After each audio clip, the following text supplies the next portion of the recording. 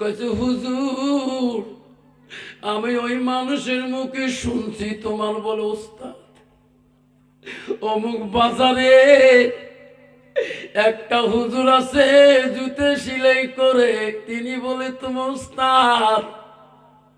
ওই উস্তাদের মুখে শুনি ঠিক না নিয়ে আসলাম।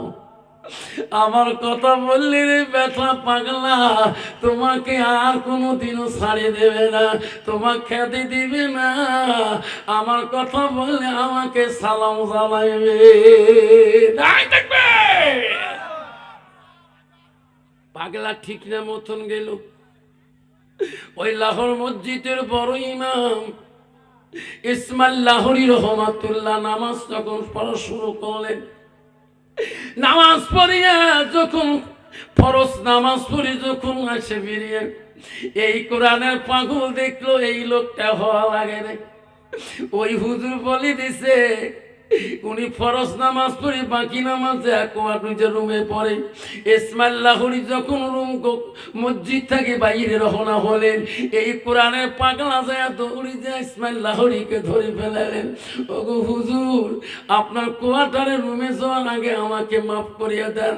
ওগো হুজুর দোয়া করিয়া দেন আল্লাহ যাতে তোমার মতন আমাকে কোরআনের হাফিজ বানাইয়া দেয়। ইসমাইল লাহোরী বড় আল্লাহর ওলি বলছে পাগলা কোথায় তোর বাড়ি? তোকে আমি চিনতে পারলাম না, তোকে কে শিখিয়ে দিয়েছে রে বেটা? আমি দোয়া করলে আমার মতন তোমাকে হাফেজ বানিয়ে দেবে, আমাকে পথ ছাড়ি দাও, নাহলে তোমাকে ঢেকে দিয়ে যাবো। কইছে হুজুর আমাকে যদি মারেন তবু আমি তোমার পথ ছাড়িয়ে দেবো না। যেরকম সুবহানাল্লাহ। যখন পরিচয় দেয় না তখন বললো কে তোমাকে বলছে? তখন বলছে হুজুর অমুক দেশে অমুক এক বাজারে একটা হুজুর আছে, উনি বলছিলেন তোমার বলে উস্তাদজি হয়, ওই উস্তাদের মুখে তোমার কাছে শুনে আসলাম। ইসমাইল লাহোরী সালাম দিয়ে বল উস্তাদজি, ও উস্তাদজি আমি তোমার কাছে কোরআনের হাফেজ হয়েছি। উস্তাদজি আমার আমল সম্পর্কে আপনি ছাড়া আমার মাবুদ ছাড়া কেউ জানে না। নাই থাকবে বেটা আমাকে ছেড়ে দাও। আমার ওস্তাদ যখন আমাকে পাঠিয়ে দিয়েছে তোমাকে আমার দরবারে, আমি তোমাকে ছাড়ি দিতে পারি না, ফিরিয়ে দিতে পারি না। আমার ওস্তাদের কাছে আমি যতটুকু এলেম শিখিয়েছি, ওস্তাদের কাছে এই ফিরিয়ে দিলে ওস্তাদ আমাকে গুসা হয়ে যাবে, আমার গুসা আমার উপরে নারাজ হয়ে যাবে।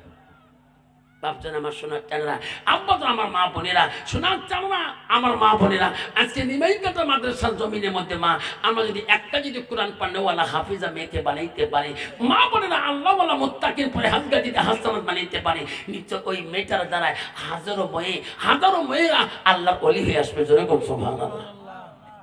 আল্লাহ নবী বলছিল পৃথিবীতে সব আমল বন্ধ হয়ে যাবে, তিনটি আমল কবরবাসীর জন্য বন্ধ হবে না। রাসূল বলল সাদাকাতুল জারিয়া, যারা দুনিয়ার বুকে ওই মরা বাপটার নামে, ওই মরা মাটার নামে, মরা দাদুটার নামে একটা বাপ যদি আজকে ওই সাদগা হিসেবে যদি একটা টাকা দান করে যায়, সাদগা হিসেবে দান করিয়ে যায়, আল্লাহ রাসূল ইলমিহি আনতাবাহু বিহি শাইআন, যারা ইলম শিখি অপরকে শিক্ষা দান দেবে, ওই মেয়েটা যত ইলম শিখি অপরকে যে একটা কোরআন হাফেজা বানাবে, অন্য জায়গায় যে কোরআন পড়নেওয়ালা বানাবে, ওই তুমিও কোরআনে শুয়ে শুয়ে ওই কোরআন পড়া সওয়াব পাওয়া। বিজয় কোন সুবহানাল্লাহ। এই জন্য বাপজন আমার শোনার চান না, আব্বাজন আম্মারা শুনে রাখেন। আম্মারা ও মা, আল্লাহ রসুল বিবিগণকে বলছি বিবি রে, রাত পোয়ালে তার হাত আগে লম্বা হবে, তাই আগে জান্নাত চলে যাবে। রাত পোয়ার সাথে সাথে সমস্ত বিবিরা আল্লাহ রসুলকে বললো ওগো নবী আপনি যা বলেছেন ঠিকই, কিন্তু কালকে যে আমার হাত ছিল আজকেও আমার হাত মনে আছে। রসুল বলছে তা বলি নাই, আমি বলছিলাম দান করি যার হাত আগে দিকে যাবে তাই আগে জান্নাত যাবে। জোরে কোন সুবহানাল্লাহ। সেই জন্য বাপজান আজকে তোমার মা কবরের মধ্যে পড়ে আছে, তোমার আব্বাটা কবরের মধ্যে পড়ে আছে। আমি আফতার আলী সাহেব বক্সিরহাটের জমিন থেকে এসেছি, আমি একজন মুসাফির হিসাবে আজকে এই নিমাইকাটা মাদ্রাসার একটা বাপ হারা সন্তান, একটা মা হারা সন্তান, আমি দোয়া নিতে চাই। বাপজন আমার শোনার চান না, আল্লাহ রসুলের কাছে কুলতু সুম্মা আয়ু, আল্লাহ নবীর কাছে এক সাহাবী আব্দুল মাসুদ প্রশ্ন করো, কুলতু সুম্মা আয়ু, নবী গো আল্লাহর কাছে আরো কোনো আমল আছে নাকি? রসুল বলল আছে কালা বিনতুল ওয়ালিদাইনা, মা বাবার সঙ্গে সৎ আচরণ ব্যবহার করাটা আল্লাহর কাছে সবচেয়ে বড় আমল। জোরে কোন সুবহানাল্লাহ। কিন্তু বাবা নারী যদি ভালো না হয় ওই বিবির দ্বারায় মা শান্তি পাবে না। বিবি যদি মোত্তাকির আল্লাহওয়ালা না হয় ওই বিবির দ্বারায় তুমি শান্তি পাবে না। বিবি যদি আল্লাহওয়ালা মোত্তাকির না হয় তোমার বিবির দ্বারায় তোমার মা শান্তি পাবে না। তোমার বিবি যদি আল্লাহওয়ালা না হয় তোমার ভাই শান্তি পাবে না, তোমার ছোট বোন শান্তি পাবে না, তোমার ছোট ভাই শান্তি পাবে না। জোরে কোন ঠিক না বেঠিক? বাবা আর যদি মেয়েটা আল্লাহওয়ালা কোরআন পাল্লাওয়ালা মুত্তাকিন হয় ওই বাড়িতে একটা শান্তির বাণী আসবে। ওই বাড়িতে আল্লাহ কোরআনের একটা শান্তির বাণী আনি দিবে। ওই মেয়েটার দ্বারা শ্বশুরই কষ্ট পাবে না, ওই মেয়েটার দ্বারা শ্বশুর কষ্ট পাবে না, ওই মেয়েটার দ্বারা দেওরা কষ্ট পাবে না, ওই মেয়েটার দ্বারা ননদরা কষ্ট পাবে না। সেই জন্য বাপজন আমার শোনার জানারা আজকে সেই মা তোমার কবরে, তোমার বাপ তোমার কবরে পড়ে আছে, তোমার বাপটাকে শান্তিতে রাখার জন্যে, তোমার মাটাকে শান্তিতে রাখার জন্যে মা আমি একটা বাবার কাছে আজকে আমি নিমাই কাটার জমিনে আমি রাত্রি খুব ভোর টাইমে চলে যাব। আব্বাজন যুবকরা বাবা যাবেন না কেউ গো, এমন একটা বাবা আছে মা হারা সন্তান, আমাকে হাত দেখাবেন হুজুর, আপনি তো মুসাফির হিসেবে বক্সিহাট থেকে এসেছেন হুজুর, আমি বহুদিন থেকে আমার মার মুখটা দেখিতে পারি নাই হুজুর, আমার বাবার মুখটা আমি দেখতে পারি নাই, তার আগে আমার বাবা মা কবরে চলে গেছে হুজুর, আপনি মুসাফির হিসেবে আছেন হুজুর, আজকে মুসাফির হিসেবে দোয়া করবেন হুজুর, আমি আমার মাটার জন্য দোয়া করবেন, আমি সাদাকাতুল জারিয়া সাদকা জারি হিসেবে আজকে এই মাদ্রাসার জন্য আমি হুজুর আমি মাত্র 5,000 টাকা এই মাদ্রাসা আমি সাদকা জারিয়া করে দিলাম। তারপরে বক্তব্য শুরু করব। একটা বাবা যদি বলেন গো মা বলে না শুনে রাখেন, একটা মেয়ে যদি কোরআন পানওয়ালা হয়, ওই মেয়েটা যদি আল্লাহওয়ালা হয়, ওই মেয়েটার দ্বারা কোনোদিন কোনো স্বামী মা বাবা কষ্ট পাবে না। আম্মা গুসুরি রাখো মা। আর মেয়েটা যদি বিলি হয় কোনো কোরআন হাদিস না জানে, ওই মেয়েটার দ্বারা স্বামী কষ্ট পাবে, ওই মেয়েটার দ্বারা সমাজের বহুত ক্ষতি হয়ে যাবে। প্রমাণ আছে মা হযরত আবু হানিফা রাহমাতুল্লাহ বড় অলি গো, সব অলিদের অলি, বড় মাযহাবের বড় ইমাম। আবু হানিফা একদিন কুফা শহর দিয়ে পথ দিয়ে যাচ্ছে। ও মা শুনে রাখো, যুবকরা ছেলেরা ওই মেয়েদের সাথে কথা বলতেছে। আবু হানিফা রাহমাতুল্লাহ বলছে বাবা রে তোরা এখানে কেন দুইজনে গল্প করেন? এইভাবে বেগুনা মাসুম বিভাবে অবিবাহিত মেয়ে ছেলে গল্প করা যাবে না। বাবা রে তুমি বিবাহ করে দিয়ে তুমি গল্প করবা, প্রতিটা কথা আল্লাহ তো আমার নামে লিখে দিবে। সুবহানাল্লাহ। যুবক ছেলেরা বলছে ভাই ইনি নাকি আবু হানিফা রাহমাতুল্লাহ। বলে হ্যাঁ, কিন্তু ভাই রে ইনার জ্বালাতে আমরা মেয়েদের সাথে কথা বলতে পারবো না। মা বলেন আব্বারা শুনি রাখো মা, আম্মারা শুনি রাখো, আবু হানিফা দুশ্মন বাড়ি গেল কুফা শহরের জমিনে। ছেলেরা আবু হানিফাকে দেখতে পারে না। আবু হানিফা দুশ্মন পালিয়ে গেল। আবু হানিফাকে বিস্তৃতি করার জন্য কুফার যুবক ছেলেরা বুদ্ধি পাঠাইলো, বুদ্ধি যুক্তি করলো। আবু হানিফা কোন দিন পথে একাই যায়, এমন ভাবে আবু হানিফাকে চিটিং দেব। আবু হানিফা জীবনে আমাদেরকে কোন মেয়েদের সাথে কথা বলা আমাকে বাধা দিবে না। ও বন্ধুগণ শুনি রাখো, কিতাবে আছে রে আবু হানিফা রাহমাতুল্লাহকে ওই দল যুবক বিদ্যুতি করার জন্য একটা বিধবা মহিলার কাছে গেলেন।